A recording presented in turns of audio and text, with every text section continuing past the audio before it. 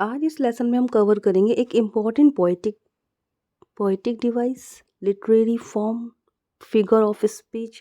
हम इसको क्या कह सकते हैं स्टूडेंट्स, ये लिटरेरी टर्म्स की जितने ज़्यादा आप पढ़ें उतने ही ज़्यादा आपके लिए इम्पोर्टेंट है, क्योंकि आप लिटरेचर के जगत में पूरी तरह से फिर एब्जॉर्व हो जाएंगे। उसमें आप अपने आप को, अपनापन जो होता है ना, अगर आपको सारे लिटरेरी टर्म्स आते हैं तब जाके आप लिटरेचर को अपना समझ सकते हैं।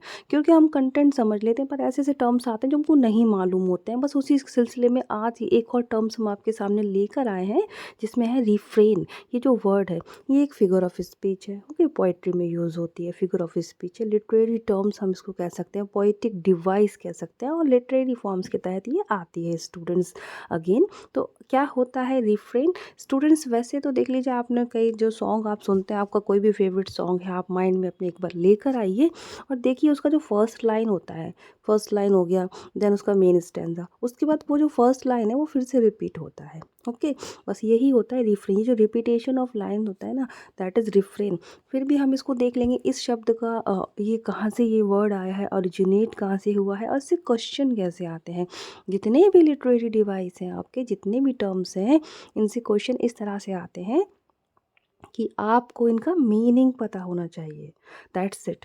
ठीक है, आयरनी क्या है, हमार्शिया क्या है, कैथारसिस क्या है, रिफ्रेन क्या है, इन सब की आपको सिर्फ मीनिंग पता होना चाहिए। क्योंकि ये सब जब आप जान लेंगे तो आपको जो है ना, लिटरेचर से एक जो अपनी जो फीलिंग्स होती हैं, जो हम अटकते हैं, वो चीज़ क्लियर हो जाएगी।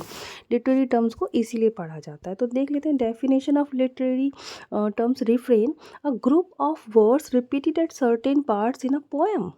क्या है स्टूडेंट्स? ये ग्रुप ऑफ वर्ड्स है जो एक पोयम में रिपीटेड होता है, सॉन्ग और स्पीच में भी। ठीक है, एक ग्रुप ऑफ वर्ड्स, ये हम कह लें एक लाइन है जो कि पूरी पोयम में यहाँ भी रिपीट हो गई, फिर यहाँ रिपीट हो गई, और बीच में जो आपकी मेन कहानी चल रही है, मेन पोयम। फॉर एग्जाम्पल देखिए, a song with a repeated chorus. अच्छा, ये कोरस के रूप में भी इसको समझ सकते हैं। कोरस जो होते हैं ना, ग्रुप में बयान करते हैं, सिंगिंग करते हैं, तो वो भी कहीं ना कहीं इस तरह से यूज़ करते हैं। अब देख लीजिए आप इस लाइन में, Who will come a wazing, Matilda my darling, who will come a wazing। फिर ये देखिए, ये जो who will come वाली जो लाइन है, that is called refrain. Okay, यही है रिफ्रेन का एग्जाम्पल कि किसी भी पोयम में एक लाइन बार बार रिपीट होती है। बहुत ही आसान होता है ये लिटरेरी टर्म समझना, बस हमने जाना नहीं है क्योंकि हमने इसको पढ़ा नहीं है। एक बार आपने पढ़ लिया, समझ लिया, आपको ये याद रहेगा। इतना आसान होता है ना। तो वन और मोर वर्ड्स, फ्रेजेस और lines that are repeated regularly in a poem. एक या एक से ज़्यादा वर्ड्स या फ्रेजेस लाइन में रिपीट होते हैं। फ्रेजेस में और सेंटेंस में इतना अंतर होता है कि फ्रेजेस भी ग्रुप ऑफ वर्ड्स होता है, सेंटेंस भी। इस पर सेंटेंस का फुल मीनिंग होता है, फ्रेजेस का अधूरा मीनिंग होता है। Regularly in a poem, usually at the end of a stanza, mainly end of the stanza होता है। In a song we often call it the chorus. Chorus songs में जब ये यूज़ होता है ना, तो इसको हम लोग कोरस कहते हैं, क्योंकि वो गाते हैं इस चीज़ को। ये देखिए कितनी वर्ल्ड फेमस पोएम है हमारी, स्वीट सी। तो ये जो लाइन है, that is the example of refrain. Twinkle twinkle little star, and last में अगेन। ओके, तो that is the example of refrain. And then example of refrain is here also Robert Frost, important point.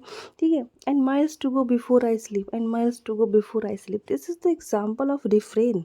Okay, refrain का example है जब पूरी line poem में repeat होती है, that is called refrain. ये भी वंस अगेन आपके सामने एग्जाम्पल्स हैं। देख लीजिए, एक पोएम है, किस तरह से ये friends are special when they are sing together. देखिए, ठीक है, ये बात को जो है इन्होंने बोला है, friends are special when they cry together, and special they dream together, and all the poem is here. But this is the term when this line is repeating in all the poem, that is called refrain. Again I think आप लोगों को अच्छे से clear हो गया होगा। Refrain is a verse, a line, a set और a group of lines that appears at the end of stanza और appears where a poem divided into two different section. ये बात ध्यान देने वाली है कि it originated in France, where it is popular as रेफरेंटर। फ्रेंच का ये वर्ड आया था, रेफरेंटर करके। इसका जो मीनिंग वहाँ पे जिसको बोलते थे फ्रेंच लैंग्वेज में, इसका मीनिंग क्या है? To repeat. तो रिपीट तो हो ही रहा है। रिफ्रेन ये ओरिजिनेटेड कहाँ से हुआ है, तो ये इसका मीनिंग टू रिपीट है। Refrain is a poetic device that repeats us together एट्स regular intervals in different stanzas. एक रेगुलरिटी के बाद, मतलब 3 लाइन के बाद चौथी लाइन में रिफ्रेन आएगा, फिर 3 लाइन हो जाएंगी, फिर चौथी लाइन में रिफ्रेन आएगा, that is called regularity in stanza, regular interval. I hope students ये लिटरेरी टर्म्स ये बहुत इंपॉर्टेंट होते हैं, जितने भी आए आपके सामने सबको देख लो, क्योंकि ये एक से 2 मिनट 4 मिनट के लेसन होते हैं अगर आप वीडियो देख रहे हैं तो। अदरवाइज़ अगर आप कंटेंट देखेंगे तो आपको इनको 2-2 लाइन में इनके मीनिंग पढ़ लेना है बस, ताकि आपको लिटरेचर से थोड़ा अपनापन फील हो और ज़्यादा।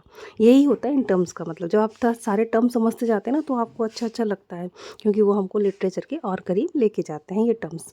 Thank you so much for watching this lesson students. खुश रहें, पॉजिटिव रहें, जय हिंद।